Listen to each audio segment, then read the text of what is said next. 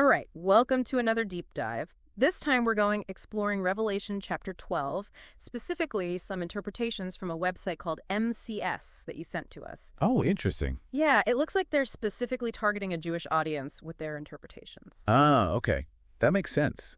I mean, Revelation is full of symbolism and can be interpreted in so many ways. It really can. And just skimming through this website, it looks like it's going to be a wild ride. Angels, dragons, a cosmic battle, the whole shebang. Sounds about right for Revelation. So what are some of the key interpretations they offer? Well, right off the bat, they connect the woman in Revelation chapter 12 to the dream in Genesis 37. Remember that one? With sun, moon, and stars. Ah, yes. It's fascinating how they weave those connections between the Old and New Testaments. And they're pretty adamant that the woman symbolizes Israel, not Mary, which is often a point of contention when interpreting this chapter. Yeah, that's a common debate. Mhm. Seeing Israel as the woman definitely aligns with their focus on a Jewish audience. For sure. Okay, so we've got Israel represented by the woman, and she's about to give birth. Who's the child? Well, the website is very clear that the child is Yeshua Jesus, and they emphasize his Jewish identity. Makes sense. They use the term Yeshua throughout, which is the Hebrew name for Jesus, right? Exactly. And they present his birth as this pivotal moment that comes after what they call 400 years of silence. 400 years of silence. What do they mean by that? It refers to the period between the Old and New Testament writings. They see Yeshua's birth as breaking that silence and ushering in a new era. Oh, I see. Like a turning point in history. Precisely. Now, the website also dives into the whole dragon situation. Oh, yeah, the dragon. They describe this huge red dragon, and they make it clear that he's not some silly cartoon villain. Right.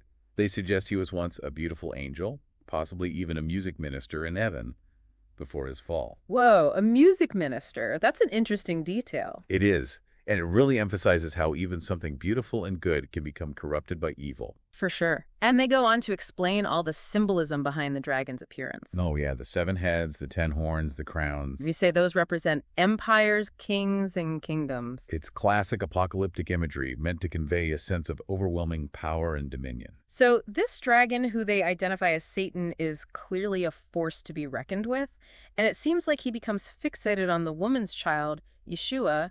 Where does the story go from there?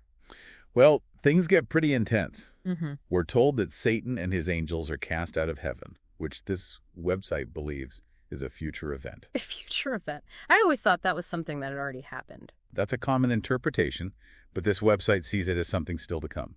Wow, that definitely adds another layer to the whole story. They also talk about these 12,260 days when God will protect Israel in a secret location. Right. And those 12,060 days are a whole other rabbit hole. Oh, yeah, there are a lot of different interpretations about what that time frame represents. Absolutely. Whether it's a literal time frame or a symbolic period of tribulation is up for debate. But according to this website, sometime in the future, Satan will be cast out of heaven, God will protect Israel, and this dragon is trying to destroy them. It's a pretty dramatic picture they're painting, for sure. And they also describe this incredible scene where heaven rejoices when Satan is finally expelled. Yeah, they present it as this cosmic victory celebration.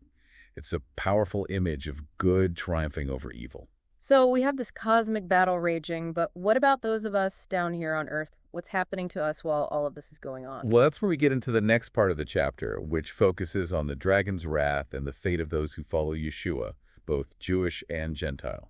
Okay, so we're coming back down to Earth. I'm ready for part 2. Let's dive in. Okay, so we've got this cosmic battle going on up in heaven, but what's happening down here on Earth? Well, according to this website, things aren't so great for those left behind. Yeah, it sounds like the dragon's not exactly taking his defeat well. Not at all. The website warns of woes and trials coming upon the Earth as the dragon unleashes his fury. So even though good wins in the end, things are going to get pretty rough down here. That's kind of a bummer. Yeah, it is. But that kind of duality, heaven rejoicing while earth suffers, is actually a common theme in apocalyptic literature. Interesting. So who exactly is facing the dragon's wrath? Is it just everyone on Earth, or? They're pretty specific about that.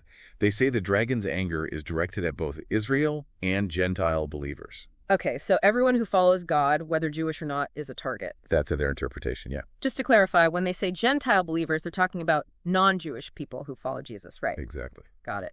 So the dragon's enraged, and both Israel and Gentile believers are in danger. Does the website offer any hope in this scenario? They do. They talk about the remnant, a faithful group that endures persecution and remains true to God. Ah, the remnant. That's a powerful concept. But isn't that a bit dangerous, too? I mean, claiming that only a specific group will be saved could lead to some pretty bad stuff, like Yeah. intolerance and even violence against those who don't fit into that chosen category. Yeah, that's a really important point. The idea of a remnant can be inspiring, but it also has a dark side if it's used to justify exclusion or harm. I get that. Okay, so we've got this remnant facing down a furious dragon. How does that play out? Does the website give us any specifics? Oh, yeah, they describe this really dramatic scene where the earth itself opens up to protect Israel from the dragon's attack. Whoa, hold on. The earth itself, that's pretty intense. It's like something out of a movie. Nature itself intervening to shield God's chosen people. So God steps in to protect Israel. But what about the Gentile believers? They're facing the dragon's wrath too, but the website doesn't really say what happens to them, does it? Not specifically, no, but the fact that they emphasize the dragon's fury towards them suggests they'll be going through some serious trials too. Okay, so we've got this cosmic battle, Israel finding protection, and Gentile believers facing persecution. It's a lot to take in. What's the takeaway from all of this? Well, if we step back and look at the bigger picture, the website is ultimately pointing us towards the power of Yeshua's sacrifice and the hope of his return. You're right. They keep coming back to that. They see Yeshua's blood as what secures victory over Satan. Right. And they're also calling on listeners to examine their own faith and commitment to Yeshua, especially in the face of opposition. That's pretty powerful. This whole deep dive has been a whirlwind. Symbolism, angels, dragons, spiritual warfare. It's a lot to process. It is. So how do we even begin to apply all of this to our own lives? I mean, we're not facing down literal dragons, at least I hope not, but we all have our own struggles. How do those personal battles connect to this bigger picture of spiritual warfare that the website is talking about? That's the big question, isn't it? And that's what we're going to unpack in part 3, so stay tuned. Okay, so we've really gone deep into this website's take on Revelation chapter 12. Yeah, definitely a lot to unpack there. We've got cosmic battles, a dragon with some serious anger issues, and the promise of protection for those who stand with God. But what does it all mean for us here and now? Like, how do we actually apply this stuff to our lives? Right, because most of us aren't facing down literal dragons every day. Hopefully not. Yeah. But we all deal with our own challenges and struggles.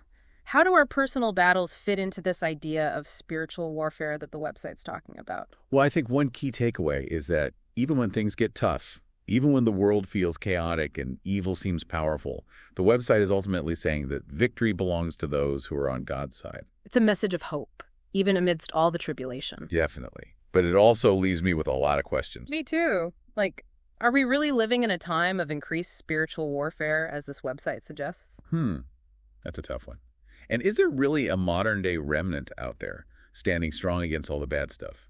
What do you think? Honestly, I don't know, but this deep dive has definitely given me some new ways to look at the world around me. I think that's the point, right? To spark our curiosity and make us think about these things in new ways. For sure. And maybe it'll inspire some people to explore other interpretations of Revelation or to learn more about their own faith. Absolutely. There are so many different perspectives out there. The important thing is to engage with these ideas critically, to ask questions, and ultimately to draw your own conclusions. Exactly. What resonated with you from this website? What challenged your assumptions? Asking those kinds of questions can lead to some really valuable insights. Couldn't agree more. Well, this has been another fascinating deep dive. Huge thanks to everyone who sent in the source material about Revelation chapter 12. Yeah, this one was really thought-provoking. Remember, this is just one interpretation of a very complex and symbolic text. There's so much more to explore and uncover. So keep diving, keep exploring, and keep those amazing sources coming. Until next time.